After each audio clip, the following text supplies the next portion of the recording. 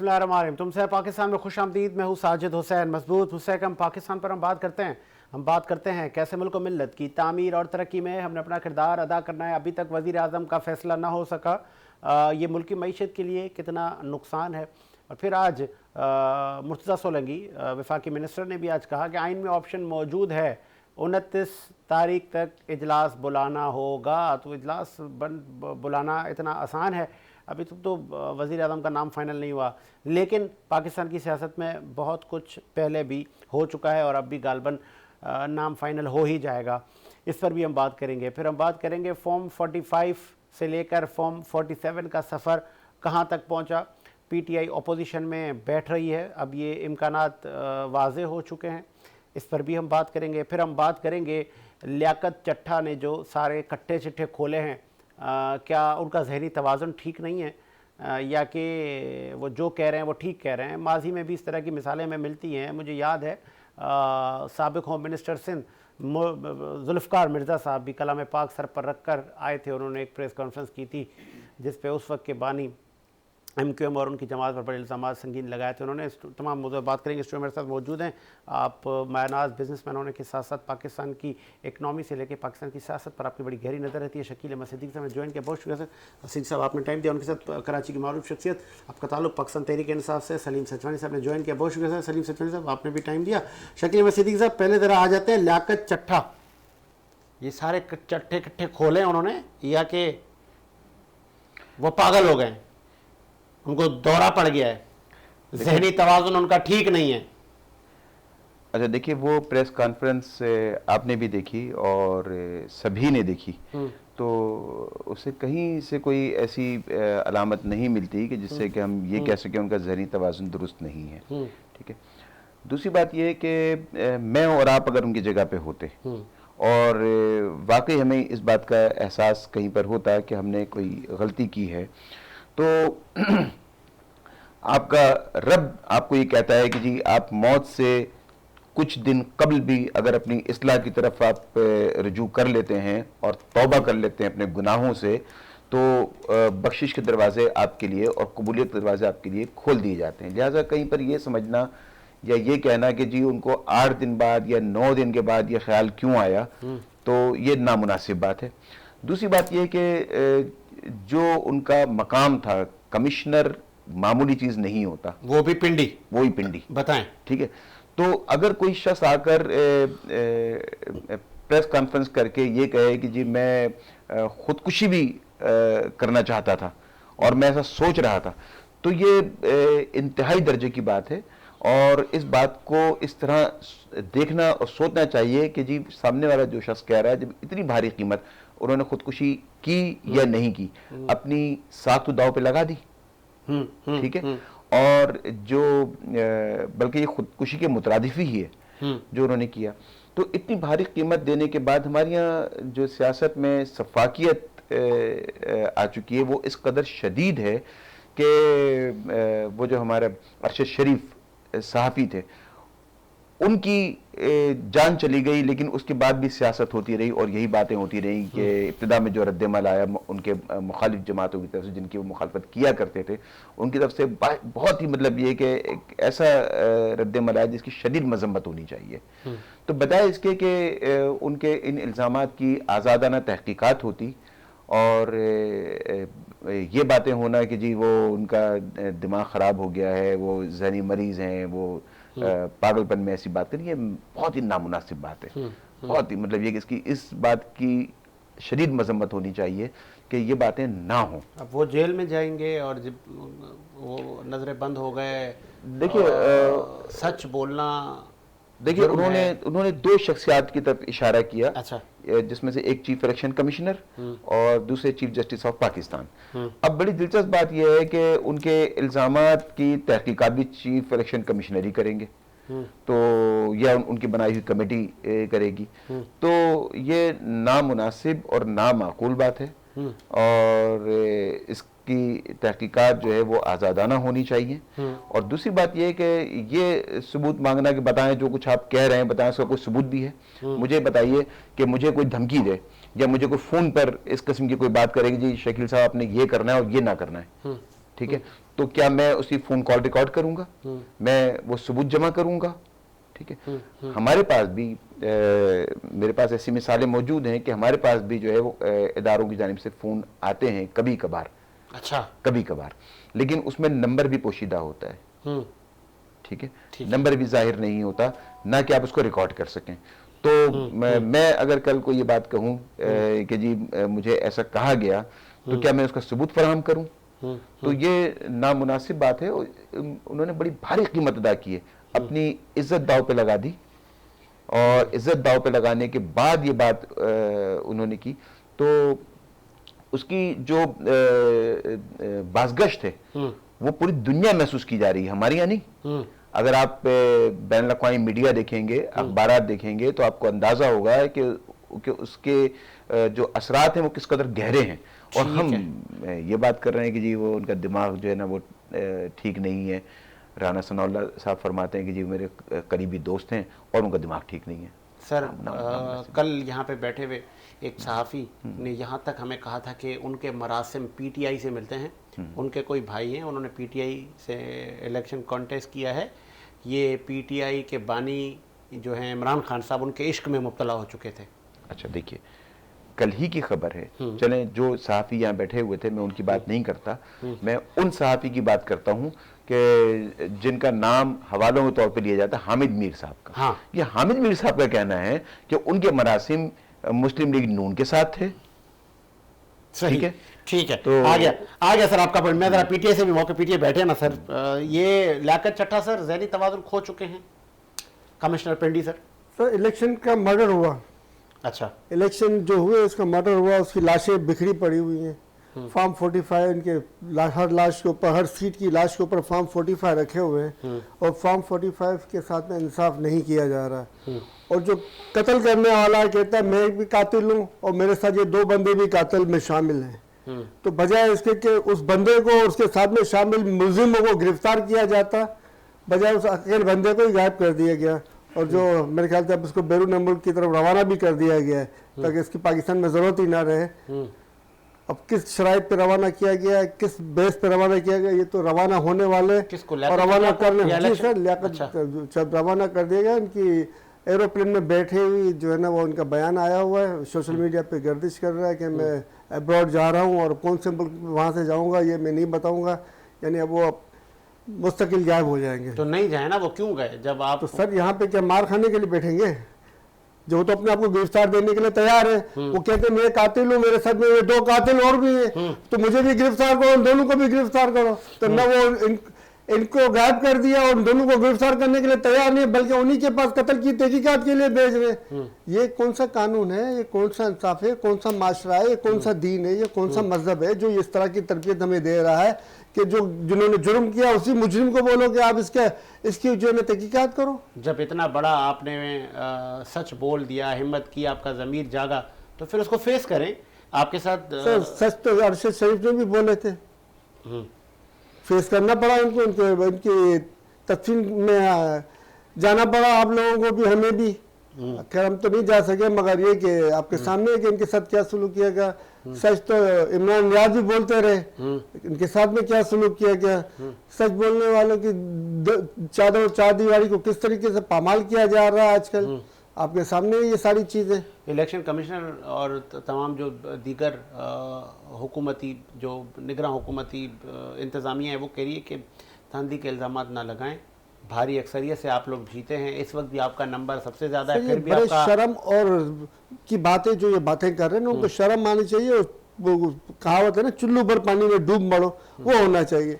Form 45 होता है जिसके बेस के ऊपर फॉर्म 47 का हतमी रिजल्ट मुरतब होता है, तो फॉर्म 45 मंगवा लें सबसे, सही एक ही दिन में फैसला हो जाएगा। मंगवा लें सबको, भाई आ जाओ, जिसको एतराज अपने अपने फॉर्म 45 लेके आ जाओ, हाथ के हाथ कर। ये टाइम डिले किया जा रहा है और सिर्फ इसलिए डिले किया जा रहा है कि पीछे जो थेलों में कमी बेशी है ना उसको पूरा किया जा सके। और थेले आपको पता है इलेक्शन खत्म हो चुके हैं मगर बुलेट पेपर प्रिंट हो रहे हैं अभी भी। अच्छा, अभी भी बुलेट पेपर प्रिंट हो रहे हैं और मुस्लिम लीग नून के लोग पकड़े गए इसके अंदर। जिसकी प्रिंटिंग प्रेस थी वो मुस्लिम लीग नून का बंदा था और वो सहाफियों को चैनल तक में, आपके चैनलों तक में जो है इनको इजाज़त नहीं दी कि वो रिपोर्ट शाया करे कि भाई ये इस तरीके से पकड़े गए हैं बैलेट पेपर्स और जो है वो इलेक्शन के अंदर अभी तक दान दे। लियाकत चट्टा साहब ने बड़ी अच्छी बात की, इलेक्शन 8 फरवरी को हुआ था मगर इसकी क्या कहते हैं वोटिंग अभी तक जारी है। अच्छा, अभी तक वो पुराने जो आवाम ने वोट डाले थे उसकी कमी को पूरा करने के लिए अभी तक इन चक्रों में लगे हुए, किस तरीके से हम ठेलों की कमी पूरी करें, उसके बाद में हम ठेले खुलवाने का बंदोबस्त करें। ठेले खुलवाने का बंदोबस्त बाद में करें, पहला फॉर्म 45 का तो बंदोबस्त करें जो कैंडिडेट्स के पास मौजूद है। खुल्लम खुल्ला सर ये हरामी पना है, ना करें सर, खुल्लम गैर पार्लियामानी अल्फाज इस्तेमाल कर रहे हैं आप। ये गैर पार्लियामानी, ये गैर इखलाकी, गैर इंसानी, गैर इस्लामी तरीकेकार के तहत वोटिंग करवाई गई, उसकी आपको फिक्र नहीं है। और जिन्होंने गलत किया उसके लिए आपको तरस आ रहा है, जिन्होंने ये गलत काम किया, जिन्होंने मुल्क से गद्दारी के ज़माने में आता है, इस तरीके के इलेक्शन जिस तरीके से किया मुल्क से गद्दारी के ज़माने में आता है। अदालतें मौजूद है ना सर? सर अदालत में बैठे हुए खुद जब मुलजिम बन रहे हो तो उनको तो अपनी सीट से रिजाइन कर देना चाहिए था। जब इनके ऊपर इल्जाम आया तो वो अपनी सीट छोड़ देते, अगर सीट ना छोड़ते तो कम से कम इलेक्शन से मुतल्लिक मुकदमा सुनने से माजरत कर लेते कि भाई मेरे पे इल्जाम आया हुआ है, अब मैं इलेक्शन से रिलेटेड मुकदमा नहीं सुनूंगा, बाकी फाजिल दीगर जज साहबान सुनेंगे, वही फैसले करेंगे। इनमें तो इतनी भी इखलाकी जरूरत नहीं हुई। और किस तरीके से बल्ले का निशान गैर आईनी तरीके से लिया था, क्या ये कौम के सामने नहीं है? किस तरीके से वन साइडेड नवाज शरीफ साहब को छोड़ा गया था, क्या ये कौम के सामने नहीं है? किस तरीके से इसको सालों के बाद दोबारा इनको रिन्यूअल की जो है दरख्वास्त देने की अपील की हक दिया गया और उसके तहत उनको सजा से बरी किया गया कि कौम के सामने नहीं है। मैं जरा एक टेक ले लूं सर, दुनिया जिनको लंदन और कनाडा और दीगर यूरोपियन ममालिक के अखबार मुस्तनद शुदा करप्ट तरीन खानदान में शुमार करता है, उस खानदान को कौम के ऊपर मुसलत करने की कोशिश करने वाले और इस खानदान की सपोर्ट करने वाले दोनों गद्दारी के जिम्मे में आते हैं। चले, सैयद सज्जाद अली शाह ने ज्वाइन किया टेलीफोन लाइन पर। शाह साहब खुश आमदीद कहेंगे शो में। बड़ा भाई शाह साहब क्या आप सुन सकते हैं? जी बिल्कुल सुन रहा हूँ आपको। शाह साहब ये सलीम सचवानी भी स्टूडियो में मौजूद हैं, शकील सिद्दीकी साहब भी स्टूडियो में मौजूद हैं। बात ये चल रही थी कि बानी पीटीआई के इश्क में बहुत सारे लोग मुब्तला होते जा रहे हैं, लियाकत चट्टा भी हो गए, कुछ और लोग हमारे जरा बता रहे हैं अभी वो भी, उनकी भी एंट्री होना बाकी और लियाकत चट्टा साहब बाहर चले गए। ये बैलेट पेपर दोबारा छप रहे हैं, अभी तक इलेक्शन चल रहा है क्या सर? मेरे भाई आज इसकी बड़ी तरदीद आई है इसकी, और बड़े बावसूल जराए से आई है तरदीद। ये जो अफवाह उड़ाई गई थी, और ये इनके सोशल मीडिया एक्टिविस्ट हैं एक पाकिस्तान तहरीक इंसाफ के, उनका नाम इस वक्त मेरे जहन में नहीं है, तस्दीक शुदा खबर मैं आपको अभी सेंड कर सकता हूँ। वो बिल्कुल वायलेशन हुई है, और उसमें जो 2 सहाफी गए थे उनको भी ठीक ठाक झाड़ पड़ी है कि क्यों झूठी खबर फैलाई गई है, क्यों असली खबर फैलाई गई है। सर उनको ये झाड़ पड़ी है, क्यों उनकी खबर को नशर नहीं किया गया, उनको ये झाड़ पड़ी है। ऐसा कोई नहीं है। इंतशार तो जो है वो मुस्तकिल बुनियादों पे सोशल मीडिया एक्टिविस्ट की जानिब से फैलाया जा रहा है, लेकिन इसका हासिल वसूल कुछ नहीं है। इसका हासिल वसूल अगर हो गया तो फिर बात कीजिएगा, हासिल वसूल कुछ भी नहीं है। ये हुकूमत जो है नहीं बना पाएंगे, बेवजह का जो है इंतशार फैलाया जा रहा है और कुछ भी नहीं है, इससे कुछ हासिल नहीं होने वाला। नहीं तो वो जो जज साडा है ना, जज साडा है, साडा बंदा है, फिक्र न करो, गल मुक गई है। देखें अगर आप ये कहते हैं कि गल मुक गई है, हाँ जज साडा बंदा है, गल मुक गई है, फैसला तो जज कर रहा थी ना। चलिए उनको बोल लेते, तमाम चीजें वेरी सून बिल्कुल क्लियर होके, क्रिस्टल क्लियर होके सामने। तो वो जो बैलेट पेपर्स का जो ये जो झूठी खबरें हैं, ये सारा जो ये झूठी खबरें नहीं है, सच्ची खबरें, ये खुद झूठ बोल रहे हैं। देखिए आप ये अपने साथी बरादरों को खुद बदनाम कर रहे हैं, उनके झूठे इल्जाम लगा के। झूठ बोलने में कोई दिलचस्पी नहीं है, और ना मेरा इस झूठ से कोई बेनिफिट है, ना मैं इनके सोशल मीडिया एक्टिविस्ट की तरह हूं कि मुझे पैसे मिल रहे होंगे डॉलरों में, फॉरेन फंडिंग आ रही होगी, मेरे पे ऐसा कुछ नहीं आता। मैं सच की बुनियाद पे बात कर रहा हूँ। तो वो तो एफआईआर तहकीकात करने के बाद बताइए। ठीक है। अच्छा शाह साहब ये भी बताइएगा कि आप कब हो रहे हैं बानी पीटीआई के इश्क में पागल? देखिए जी, एक सहाफी अगर किसी के मामलात में, और वो भी पॉलिटिकल मामलात में इन्वॉल्व हो जाए, तो उसे जर्नलिज्म छोड़ देनी चाहिए, मेरा यही कहना है। और नवाज शरीफ साहब के इश्क में हैं आप? मैं किसी के भी इश्क में नहीं हूं, मैं पाकिस्तान से इश्क करने वाला सहाफी हूं, और पाकिस्तान को सलामत देखना चाहता हूं। ये इंतशार फैलाने वाले लोगों के लिए मेरा यही पैगाम हमेशा होता है कि पाकिस्तान को मजबूत करें, गैर मुस्तहकम ना करें। अच्छा, तो अभी इलेक्शन कमिश्नर जो हैं वो मुस्ताफी होंगे? अभी पीटीआई ने बोला है कि भाई आप इस्तीफा दो, आप ना लो, आप साफ शफाफ इलेक्शन करवाने में नाकाम हुए हैं। देखिए जी, किसकी बात कर रहे हैं आप? पहले तो मुझे समझ, इलेक्शन कमीशन की बात कर रहे हैं आप? जी हाँ, इलेक्शन कमीशन। इलेक्शन कमीशन जो है पाकिस्तान का मजबूत तरीन इदारा है और ये कोर्ट खुली हुई है। इन्होंने कोर्ट में भी इलेक्शन को कलअदम कराने का डाला है। कुछ सियासी पार्टियों की तरफ से जो है इनको सपोर्ट दी गई और ये फ्रंट पे आए हैं। तो मौजूद अदलिया के हाथ में बड़ा क्लियर फैसला है, वो जल्दी आप लोगों के सामने आएगा। तमाम मीडिया उसको चला रहा हूँ। साफ और शफाफ इलेक्शन हुए हैं सर। बिल्कुल। अगर देखें, अदलिया जो है इससे मुस्तहकम कोई और इदारा पाकिस्तान में इंसाफ के लिए नहीं बन सकता। वहां ये पहुंच चुके हैं। इन्होंने इलेक्शन को कलअदम कराने के लिए दरखास्त दायर की, जो मंजूर हो गई, उस पर तारीख लग गई है। अब उसका फैसला अदलिया करेगी, मैं नहीं कर सकता अपनी जात के तौर पर। ठीक है, आप कॉल पे रहे शाह साहब, कॉल पे रहे। शकील सिद्दीकी साहब, ये ऊंट किस करवट बैठेगा? देखिए, इंशाल्लाह चंद दिनों में धुंध साफ हो जाएगी। और दूसरी बात यह है कि मैं अपनी बात करने से पहले मैं ये बात करूँगा कि यही जो लफ्ज़ अभी इन्होंने इस्तेमाल किया, गैर पार्लिमानी, जिसे आपने कहा, जो ऑन एयर नहीं जाना चाहिए। अच्छा। इसी किस्म के इल्ज़ामात जो है वो पीटीआई पर लगते रहे कि आपने एक ऐसे कल्चर को परवान चढ़ाया कि जिससे लोगों की अखलाकियात जो है वो जो है वो तबाह हुई। तो उनको इससे इज्तनाब बरतना चाहिए।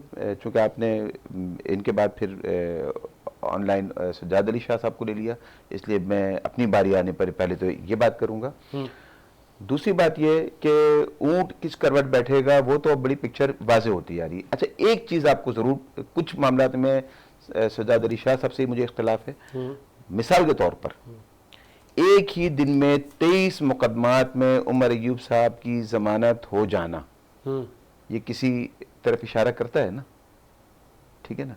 एक ही दिन में, मतलब कोई तो है जो ऊंट को किसी एक करवट बैठाना चाह रहा है। अदलिया ही है ना, हमारी अदलिया से एक ही दिन में एक शख्स के जो कि इलेक्शन से कबल तक वो रूपोश थे और उसके बाद 23 मुकदमात में जमानत उनको मिल जाना, तो ये बड़ा वाज़े इशारा है कि जी जो हमारी अदलिया है वो इतनी गैर जानबदार नहीं है जितना कि सज्जाद अली शाह साहब फरमा रहे हैं। ठीक है, तो इस सूरत हाल को देख के तो हम जैसे लोग ये समझ बैठे थे कि शायद उमर अय्यूब साहब के लिए अब रास्ता जो है वो साफ किया जा रहा है। लेकिन अभी ये कशमकश, अभी ये चीज़ चूँकि बाकी है। दूसरी तरफ हम देख रहे हैं कि जो दो बड़ी पार्टियां हैं सियासी, पीपल्स पार्टी और MQM, चूँकि उनका मुज़ाकरात का सिलसिला चल रहा है मुस्लिम लीग नून से, अगर इनके दरमियान कोई बात तय पा जाती है तो वाज़ेह अक्सरियत उनके पास होगी और उसके नतीजे में शहबाज शरीफ साहब वज़ीर आज़म होंगे, जैसा कि उनकी तरफ से इशारे मौजूद हैं। और अगर दरमियान में कोई ऐसी सूरत हाल पैदा हो जाती है कि नहीं जी, PTI के साथ कोई एक पार्टी भी हो जाती है, कोई छोटी पार्टी MQM जैसी भी हो जाती है, अच्छा, तो जाहिर है PTI ने हुकूमत बनानी है। लेकिन उमर अय्यूब साहब के लिए रास्ता साफ कर दिया गया है और प्रेस कॉन्फ्रेंस में भी बहुत सारे इशारे मौजूद हैं, जो भी कल हुई थी सुन्नी इत्तेहाद कौंसिल के साथ, तो उससे बहुत सारे वाज़े इशारे हैं। तो इतना मुश्किल नहीं है, ना कोई इमरजेंसी वाली सूरत हाल, ना मार्शल वाली सूरत हाल। बैठने को तरजीह देगी PTI या मुस्लिम लीग नून, जो अपोजिशन में बैठेगा अपनी इज्जत बचा लेगा। अच्छा जी, तो जिसको अपनी इज्जत प्यारी है वो उसको चाहिए अपोजिशन में बैठे। नहीं तो अभी तो सब वाजे हो गया ना। ख्वाजा साहब ने भी कहा कि हम सारे इत्तेहादी जो PDM के इत्तेहादी थे, हम फिर इत्तेहादी बनना आगे, मतलब हुकूमत हम बनाएंगे। हाँ, तो चैलेंजेस उनके सामने हैं। आप ये देखिए कि वो मुझे नहीं पता है कि वो किस फहम और दानिश के तहत ये फैसला कर रहे हैं। पीपल्स पार्टी सबसे स्मार्ट प्ले कर रही है इसमें कि उन्होंने कहा जी पहले वजीर आजम आपका होगा। अच्छा, वो जो पहले वजीर आजम आपका होगा वही तो मुश्किल तरीन दौर है। ठीक है, तो वो उसके बाद जब वो मामला ठीक हो जाएंगे तो वजीर आजम हमारा होगा। ठीक है, तो इसी तरह जो दीगर चीजें कि हमने वजारत हमने नहीं लेनी है, हमें तो सदारत चाहिए, सेनेट की चेयरमैनशिप। शाह साहब ने ये भी कहा इलेक्शन साफ शफाफ हुए हैं। वो शाह साहब की राय है, आपकी राय है ये? मेरी राय ये नहीं है। अच्छा, मेरी राय ये नहीं है। और मैंने आपसे जब कमिश्नर रावलपिंडी की बात हुई तो 2018 से मिलते जुलते हैं। देखिए, नताइज 2018 के मुताबिक पहली बात तो ये है। अच्छा, ठीक है, और इस दफा के इलेक्शन के नताइज में तो ये है कि हारने वाला और जीतने वाले दोनों वाबेला मचा रहे हैं। ठीक है, तो नताइज तो कमी बेश वैसे ही है। लेकिन आप मेरी बात को भी छोड़ें, शाह साहब की बात को भी छोड़ें, दीगर लोगों को भी छोड़ें, जो इंटरनेशनल मीडिया है, और उस इंटरनेशनल मीडिया में मेरा इशारा कोई यूरोपीय ममालिक की तरफ महज नहीं है, अमेरिकन मीडिया की तरफ नहीं है, बांग्लादेश की मीडिया को उठा लें, सऊदी अरब हमारा दोस्त है उनके मीडिया को उठा लें, कमोबेश एक ही जैसी बात है इलेक्शन की शफाफियत के हवाले से। तो उस पर तो कोई मतलब ये आपके दोस्त क्या और आपके दुश्मन क्या। शाह साहब को लग रहा है इलेक्शन साफ हुए? वो शाह साहब की राय है, वो मेरे साथ प्रोग्राम में शरीक भी रहे हैं और हमारी काफी इत्तेफाक राय भी होता है कई मामलात में, पर कहीं कहीं हमारा इख्तलाफ भी हो सकता है, उनकी राय है। उनकी राय है, राय का एहतराम है। सलीम सचवानी साहब, इलेक्शन साफ शफाफ हुए हैं, ये राय है शाह साहब की, लेकिन शकील साहब की नहीं है। सवाल मेरा ये है कि अब इलेक्शन कमिश्नर भी मुस्ताफ़ी हो जाएं, आप धांधली ज़्यादा इलेक्शन है, लेकिन आप KPK में हुकूमत बना रहे हैं, तो ना बनाएं। देखिए मैंने आपसे थोड़ी देर पहले ही कहा था कि फॉर्म 45 मंगवाए, ठीक है, मंगवाए जाए, चाहे KPK में किसी को ऑब्जेक्शन है तो KPK में जिस हल्के में ऑब्जेक्शन है वहाँ से मंगवाए, और कराची के बहुत सारे हल्कों में जिनको ऑब्जेक्शन है वो उनसे भी मंगवाया जाए। इसके अलावा बलूचिस्तान और पंजाब के जिन जिन हल्कों से धांधली के इल्जाम हैं वहाँ पे फॉर्म 45 मंगवाए जाए। और आपको पता है रेहाना डार साहिबा ने तो फॉर्म 45 के साथ चैलेंज दिया था कि आ जाओ फला मकाम के ऊपर, आसिफ ख्वाजा आसिफ साहब को कि मैं भी फॉर्म 45 लेके आ रही हूँ, तुम भी आ जाओ। अगर वो इतने खरे और सच्चे होते, इनके पास होते ये सब चीजें, तो वो जाते और दिखा देते अवाम को कि ये मेरे पास भी फॉर्म 45, मगर क्योंकि उनके पास अवेलेबिलिटी नहीं है तो वो गए नहीं, और न उन्होंने मीडिया पे आज तक दिखाया है। तो मसाइल का हल वही है जो तरीक़ेकार है। तरीक़ेकार को मैंने और आपने तो नहीं बनाया हुआ, इलेक्शन कमीशन का बनाया हुआ तरीक़ेकार है कि तमाम पोलिंग एजेंट को फॉर्म 45 दिए जाते हैं, जिसकी रोशनी में फॉर्म 47 मुरतब होता है। तो आज जब लोग कह रहे हैं हमारे पास फॉर्म 45 मौजूद है और हमें जो है ना मौका दिया जाए, तो क्यों अभी तक 10 दिन गुजरने के बावजूद अभी तक क्यों मौका नहीं दिया गया?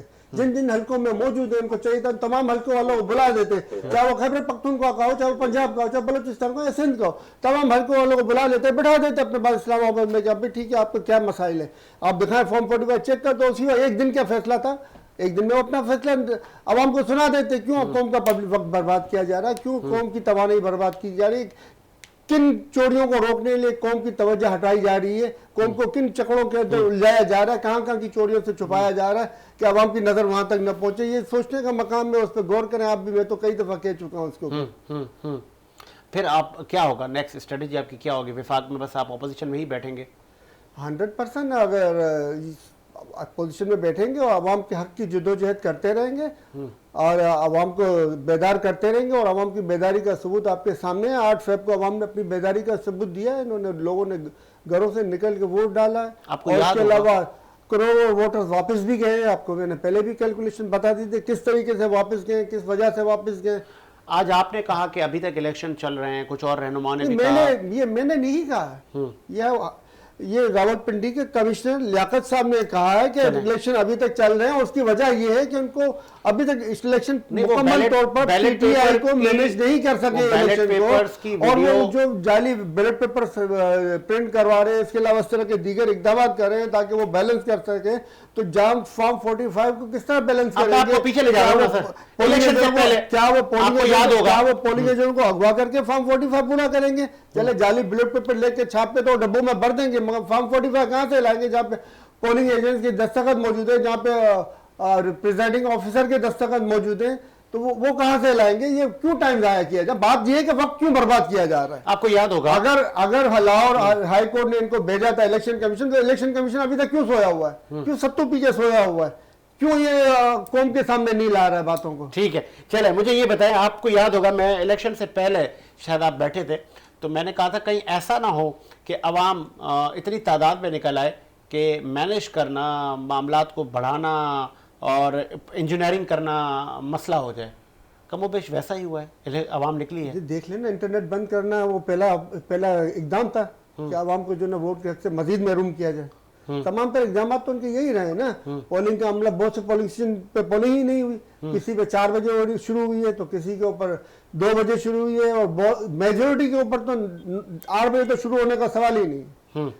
8:30-9 तो कॉमन बात थी, और 8:30-9 के बाद बंद करने का नाम वही 5 बजे था। 4 बजे खोला तो 2 घंटे ज्यादा दिए, मगर बंद करने का टाइम वही 9 बजे पोलिंग हुई है तो भी 5 बजे बंद की गई है पोलिंग, और बाहर खड़े लोगों को अंदर भी नहीं आने देगा। करोड़ों वोटरों को मायूस भेजा गया है। एक यहाँ पे एक सवाल बनता मगर है, इसके बावजूद लोग मैं चाह रहा हूं- बड़ी तादाद में आए थे कि ये सवाल में शकील साहब के आगे लोगों को रखूंगा। शौर आ चुका कि इनको हक जो है ना वोट का अपना इस्तेमाल करना पड़ेगा, और इंशाल्लाह इस बार इन्होंने जो खेला है हाँ। आइंदा खेलने के लायक नहीं रहेंगे इस तरह का। अच्छा शाह साहब को मैं जरा, शाह साहब सवाल तो मेरा ये उस वक्त भी मैंने उठाया था, मुझे मुस्तनद जवाब न मिला था, इलेक्शन की गहमा गहमी थी। आपको याद होगा इलेक्शन से पहले बलूचिस्तान में धमाके हुए, वहाँ पे मुतादिद लोग ज़ख्मी और कई लोग जान से गए, फिर सिक्योरिटी हाई अलर्ट था बहुत सारे इलाकों में, फिर निगरान हुकूमत ने कहा कि सिक्योरिटी की वजह से हमने जानें बचाई, इसलिए हमने मोबाइल फ़ोन सर्विस बंद कर दी थी। ऐसा ही है जो कि आपने भी कहा था? बिल्कुल, आवाम की सिक्योरिटी के लिए हुकूमत जो है कोई भी इक़दाम कर सकती है। और जहां फिर तक सुनते रहे सर, फिर सुने ना सर, जब बलूचिस्तान में ये हालात हुए तो कुछ लोगों ने कहा सर बलूचिस्तान में इलेक्शन मुलतवी किए जाएं, वहाँ पे लोगों की जानें जा रही हैं, लेकिन हुकूमत वक्त ने कहा था इलेक्शन एनी कॉस्ट होंगे चाहे कुछ भी हो, और इलेक्शन हुए, सबने देखे। और फिर आपको याद है मुहर्रमों में भी हमारे यहाँ सिक्योरिटी की वजह से कुछ इलाकों में मोबाइल फ़ोन सर्विस मुअत्तल होती है, लेकिन यहाँ पे 10 बजे तक मोबाइल फ़ोन सर्विस बंद और लेट नाइट उसका ऐलान किया गया। ये डिलेइंग टैक्टिक्स, लोग ना निकले। मैं आपको उसी तरफ लेके जा रहा हूँ। शायद इस तमाम गुफ्तगू के दौरान आपके जहन से निकल गया कि सुप्रीम कोर्ट के मुस्तनद आर्डर थे इलेक्शन के हवाले से कि इलेक्शन इस तारीख को कराए जाए। पहले वाले आर्डर की वायलेशन हुई थी, तो उस पर आपको पता है कितना शोर मचाया गया था, जो मई में हो गए, 14 मई। तो दूसरे ऑर्डर के तहत जो है इलेक्शन कमीशन के अहकाम भी यही थे कि सुप्रीम कोर्ट के अहकाम को फॉलो करेंगे, ठीक है। अच्छा, अब सिक्योरिटी के हवाले से जो इक़दाम किए गए वो काबिल तहसीन नहीं है मेरी नजर में। दूसरी बात, जहां तक ये सलीम सतवानी साहब भी फॉर्म 45 का जिक्र कर रहे हैं, तो इसकी अब ये मिसाल हो गई है कि जैसे फकीर एक मेडिकल का पर्चा लेके हाथ में खड़ा होता है ना, मेरी मदद करो दवाई लेनी है, ये 45 का पर्चा लेके पूरे शहर में घूमते फिरे। ये बात तय है कि कोर्ट जो है इंसाफ में पब्लिक फैसला करेगा, इनको जमानतें नहीं मिल रही, इनके रहनुमाओं को जो है क्लियर जमानतें मिल रही, सियासी जेब काट लो फिर बाद में मिसालें दो यार, पहले तो जेब काटो बाद में मिसालें दो। आप और कोर्ट में ये चले जेब कतर हो आप लोग क्या? कोर्ट का काम है इनको जवाब देना, कोर्ट का काम है कि फॉर्म 45 की तस्दीक करे, फॉर्म 43 की करे, फॉर्म 49 तो क्या ये जो इलेक्शन कमीशन का क्या काम है? इलेक्शन कमीशन के पास क्यों भेजा कोर्ट ने? इलेक्शन कमीशन का क्या काम है? कर दिया जाए, जब इन्होंने कोर्ट में जाके दरखास्त लगा दी कि इलेक्शन को कलअदम करार दिया जाए, तो अगर इलेक्शन गलत है तो कोर्ट फिर वो आप गलत बयानी से काम दे रहे हैं। दूध और पानी का पानी ये जिससे लगाई है वो प्राइवेट बंदा है। पट्टे। और ये जो अहमद चट्टा साहब के दो सगे भाई है कमिश्नर, जिन्होंने पिंडी के जिन्होंने बयान दिया है, उनके भी मामला सब खुल के सामने आ जाएंगे। कोर्ट में खड़े दूध का दूध, पानी का पानी। नहीं तो वो चट्टा पीटीआई के हैं। बिल्कुल, अहमद चट्टा साहब जो है पीटीआई के जीते हुए उम्मीदवार है, जिनके ये सगे भाई है कमिश्नर पिंडी जो थे, जिन्होंने ये वीडियो बयान दिया था, और इनका ताल्लुक भी नहीं था इलेक्शन। सर वो हामिद मीर साहब कह रहे हैं ये तो चट्टा साहब तो नून लीग के बड़े हामी हैं। नहीं जनाब, वो बिल्कुल चले। आपको याद होगा कि जुबैर साहब वो काम करते हुए वीडियो भी आ चुकी है इनकी, एक पार्टी में चल रही है, कॉल्स भी आ चुकी चल रही है, दोनों तरफ बैठ कर कमाया जा रहा है, बस और कुछ भी नहीं है। पाकिस्तान के हक में रहने वाले लोग मुझे दिखाई नहीं देते सियासत में। अच्छा, ये सारी पार्टियों को आप कह रहे हैं? मैं बिल्कुल सबको कह रहा हूँ, वो मोरूसी सियासत है और सियासत के ऊपर इजारादारी चल रही है। और अभी पीटीआई के पास जो लोग हैं उनकी कौन सी मोरूसी विरासत पे सियासत नहीं आई? नहीं तो वो फॉर्म 45 जाली तो है, वो जाली है शाह साहब, वो जो फॉर्म 45 लेके घूम रहे हैं जिनको आप जिन पे वो क्या जाली है? सॉरी, दोबारा बोलिएगा। वो फॉर्म 45 पीटीआई के पास जो उनके लोगों के पास है, कैंडिडेट्स के पास है, वो जाली है क्या? मेरे पास इनके रहनुमाओं की मुस्तनद रिकॉर्डिंग मौजूद है, जो दौरान पोलिंग की गई कि आरपीओ हमारे लगे हुए, परेशान ना हो, परेशान ना हो, बहुत अच्छा रिजल्ट आएगा, फॉर्म 45 हमारे आरपीओ साइन कर रहे हैं, वो भी इनके कारकुनान से सारे मेरे पास रिकॉर्डिंग से मैं डिक्लेयर सर रिकॉर्डिंग का डिक्लेयर करे, थाने में ले जाए, उन लोगों के ऊपर एफआईआर कटाए, खाली बैठ के सत्तू वाली बातें ना करें, खाली बैठ के झूठ बोल के गप्पे ना मारे। आप ले जाओ उसको, ले आओ, मैं आपको लेके चलता हूँ थाने में, अगर आपको उनसे हो रही हो तो झूठ को सच करना। आप ले आओ, मैं आपके साथ चलता हूँ थाने में। सर बोलते हैं आप बेवजूद में झूठ ना बोले। आपने मुल्क को पता नहीं कहाँ खड़ा कर दिया, आप लोगों से हुकूमत। आप जैसे ही लोगों ने मुल्क का बेड़ा गर्क किया हुआ जो झूठों की हिमायत करते हैं। आपके जो सीनियर चेयरमैन थे जो बानी थे आपके, जो अडियाला में बैठे थे नहीं है, अल्लाह की रहमत से और रहेंगे। आप टेंशन न लो, वो थे नहीं है और रहेंगे अल्लाह की रहमत से। नहीं पड़े, अपनी अपनी सियासत मत चमकाएं, जाके अपने बानी को बचाएं भाई, उनकी उनकी सेहत, तंदुरुस्ती और कानूनी मुआवनत करें उनकी। अब टेंशन न ले सर, अभी जिन मकासद के लिए बानी साहब को अंदर किया गया था, खान साहब को अंदर किया गया था, जिन मकासद के लिए ये हजारों कारकुन बंद किए गए थे, जिन मकासद के लिए ये उमर अयूब साहब और दीगर के ऊपर मुकदमा कायम किए गए थे, वो मकासद उन्होंने हासिल कर लिए।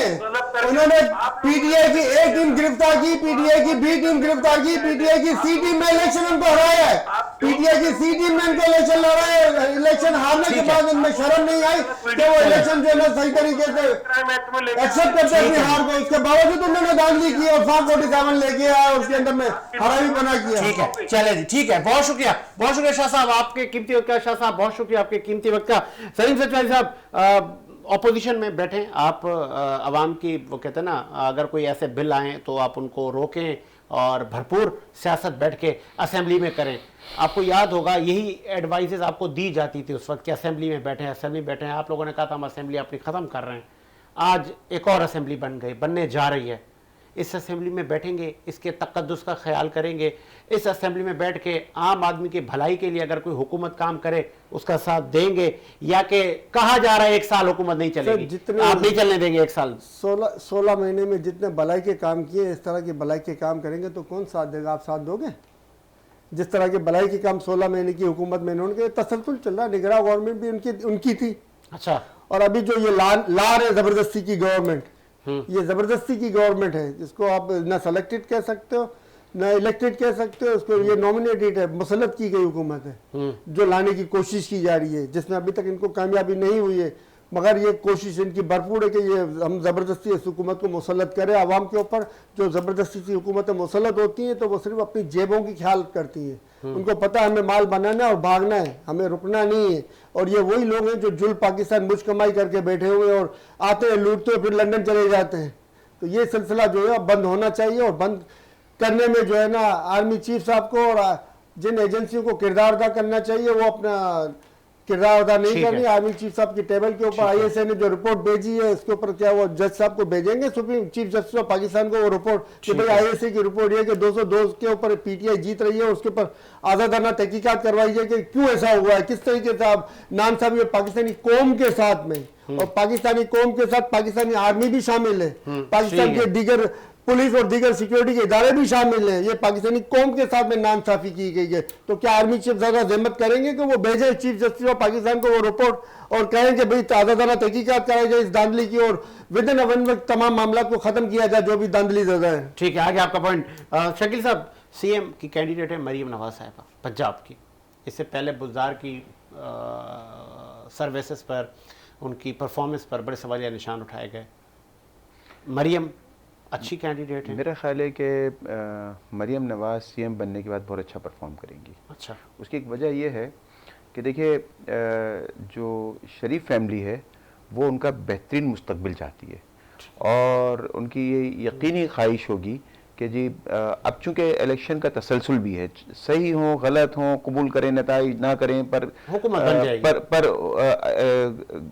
परवेज़ मुशर्रफ साहब के बाद से इलेक्शन का तसलसल है। हाँ। तो जब तसलसल है तो जो मौजूदा नताइज, जैसे PTI ये बात कहती है कि जी लोगों ने हमें हमारी परफॉर्मेंस की बुनियाद पर जो है दोबारा वोट दिया, तो अभी दिया हो या ना दिया हो, ये तो जज्बाती वोट था, ये तो जज्बाती वोट था। अच्छा, लेकिन अब जो वोट होगा वो परफॉर्मेंस की बुनियाद पे ही होगा। नून लीग कभी भी नहीं चाहेगी कि जी आइंदा जो इलेक्शन हो, और वो चूंकि अब उनको मरियम नवाज को नवाज शरीफ साहब अपना सियासी जानशीन भी देख रहे हैं, तो सियासी जानशीन के लिए ये लाजमी होगा कि वो परफॉर्म करे और उम्दा परफॉर्म करे। ठीक है, तो मैं इस बुनियाद पे समझता हूं कि मरियम नवाज जो है वो एक तो ये कि बेहतर परफॉर्म करेंगी। दूसरी बात ये गो कि मैं मोरूसी सियासत के उतना ही खिलाफ हूं जितना सैयद सजाद अली शाह साहब खिलाफ है या जितना पाकिस्तान में कोई और हो सकता है। तो आपके सवाल के जवाब तो ये है, लेकिन मैं दरमियान में आपके सवाल के जवाब के साथ साथ मैं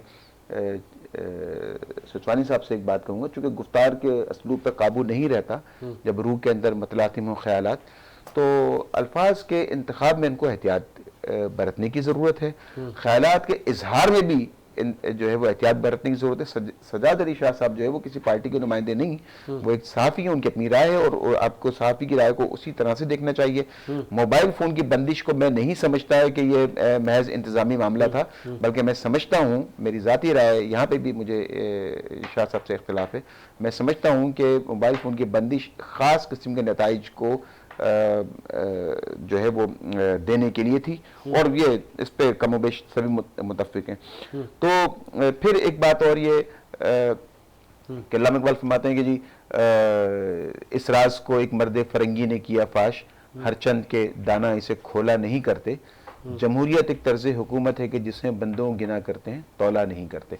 अब जिन लोगों ने जहां पे बंदे गिने जा रहे हैं, जिस जगह बंदे गिने जा रहे हैं, हमारे चूंकि एक हैबिट निज़ाम तसलसल से चला आ रहा है और पिछले उसमें तो खास तौर पर ये बड़ी नुमाया होकर बात आ गई और अब तो ये बात गली गली महल्ले महल्ले हो रही है कि जी एक हम हैबिट सिस्टम के तहत और रह रहे हैं। और मैं ये समझता हूँ, मैंने आपसे तन्हाई में भी जो बात हुई, मैंने आपसे कहा कि भाई इसको आइन का हिस्सा बना दिया जाना चाहिए, एक बाकायदा किरदार दे देना चाहिए एस्टेब्लिशमेंट को। और ये कोई बुरी बात नहीं है, पढ़े लिखे लोग हैं, बहुत मशकें करने के बाद हमारी जो है ना इम्तिहानात पास करने के बाद वो आते हैं।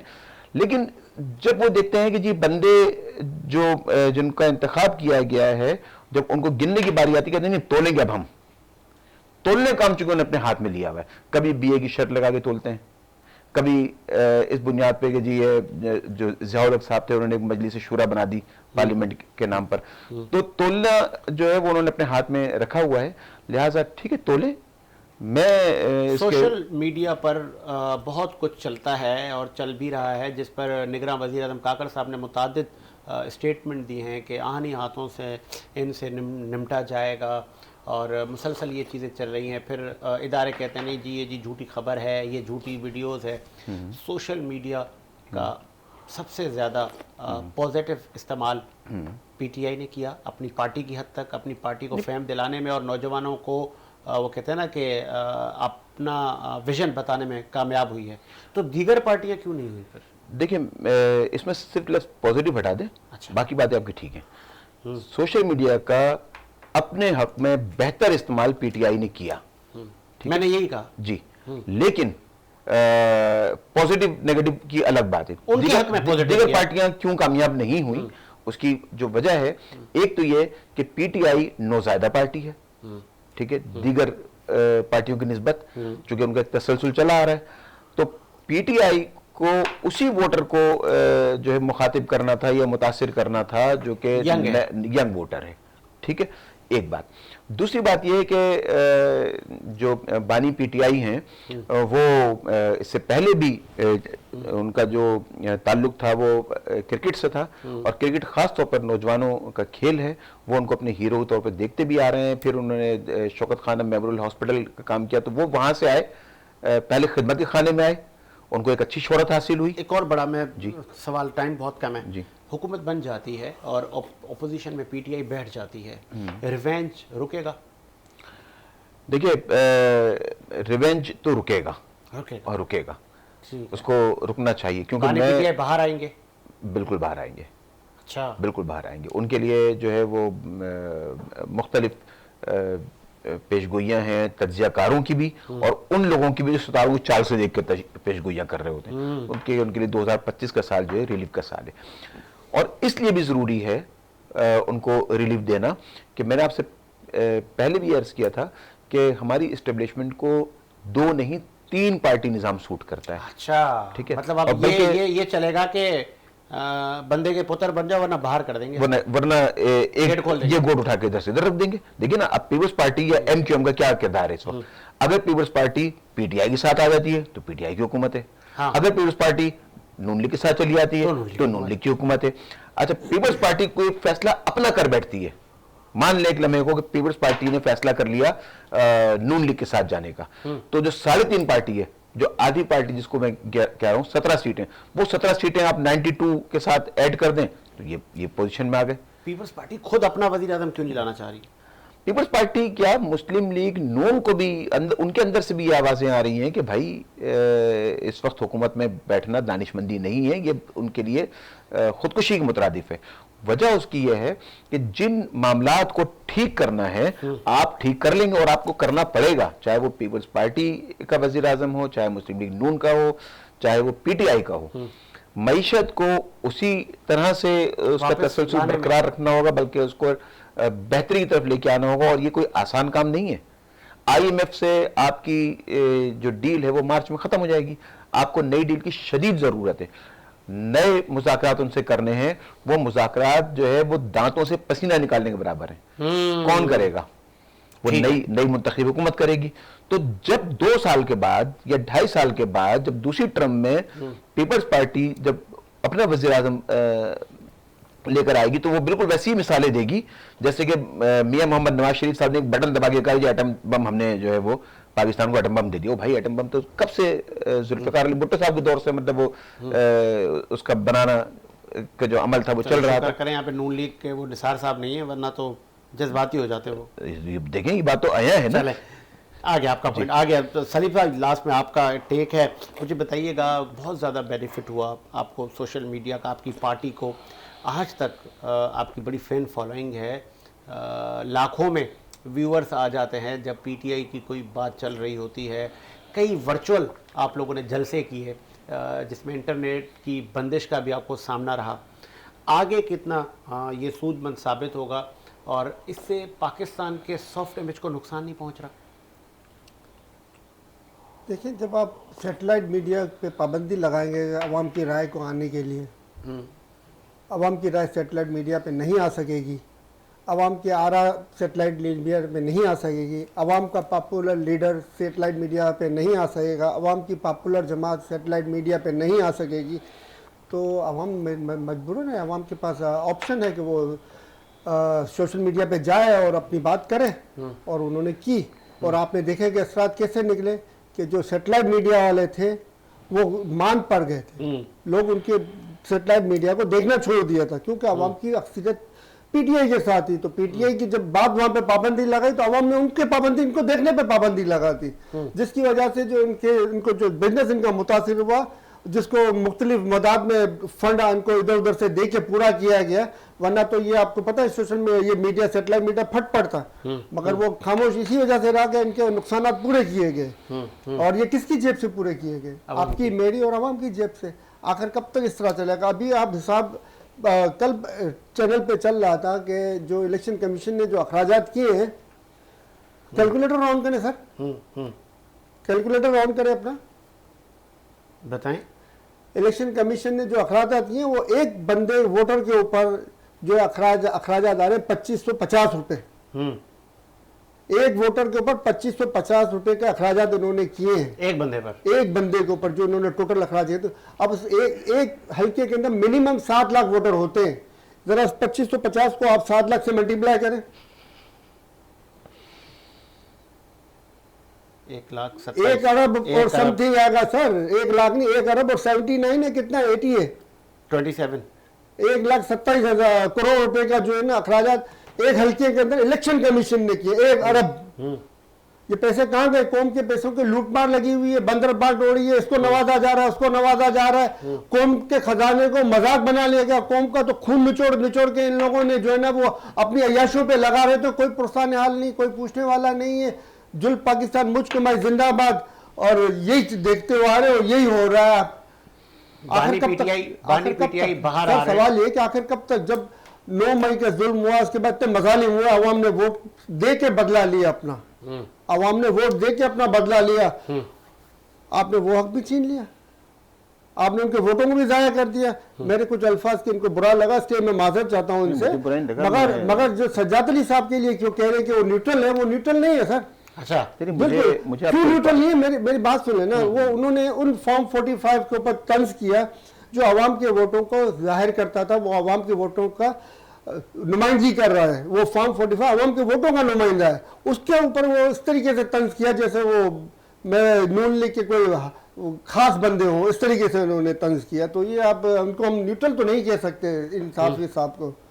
ये उन साथ के हैं या किसके साथ के, अल्लाह बेहतर जानता है, मगर न्यूट्रल हम नहीं कह सकते। अच्छा, मैं आपको ये बताऊं कि देखिए, मुझे आपकी बात का बुरा नहीं लगा, लेकिन बात यह है कि आप अल्फाज के इंतखाब में और जज्बात के इजहार में आप इस कदर आगे चले जाते हैं कि खुद आपके लिए मुश्किलात खड़ी हो जाएंगी। आप आर्मी चीफ का नाम लेके बात कर रहे हैं, सर आप एक 9 मई बात के बताएं, वाक़यात को जिस अंदाज में लोगों ने- अल्लाह ताला ने हमें क्या ये कहा है कि आप किसी का नाम लेके सच नहीं बोल सकते? नहीं आप बोले क्या हम देखिए, अल्लाह ताला ने ये आप- कहा है कि आप- आप किसी बड़े आदमी को समझाने की कोशिश नहीं, नहीं कर नहीं, सकते? आपने समझाना मेरे नहीं है। समझाने का मकसद आर्मी चीफ साहब को ये है कि मुल्क का नुकसान हो रहा है, मुल्क तरतर बेहतर हो रहा है, अवाम और इदारों के दरमियान फासले बढ़ रहे हैं, जो मुल्क को समुंदर की गहराइयों की तरफ लेके जा रहे हैं। आगे जाके वो ऐसा हाल ना हो जाए जैसे दीगर ममालिक में हुआ है कि इदारे और अवाम जो है गुत्थम गुत्ता थे और उन ममालिक का खाना खराब हुआ था। हम आहिस्ता आहिस्ता तबाही की तरफ बढ़ रहे हैं। तबाही से रोकने की जिम्मेदारी इनके ऊपर आयद होती है। अगर ये अपनी जिम्मेदारी पूरी नहीं करते तो मैं इनका कुछ नहीं कर सकता। ठीक है। मैं सिर्फ अल्लाह से दुआ ही कर सकता हूँ, और मैं दुआ करूंगा तो आखिर में जाके हिसाब तो उनको ही देना पड़ेगा कि उन्होंने अपनी जिम्मेदारी क्यों आगे पूरी नहीं आगे की। आपका पॉइंट। इसी उम्मीद के साथ मेरा मुशाहिदा आबाद रहे। मुझे साजिद हुसैन को इजाजत दीजिए। मुलाकात होगी नए प्रोग्राम के साथ। अल्लाह हाफ़िज़।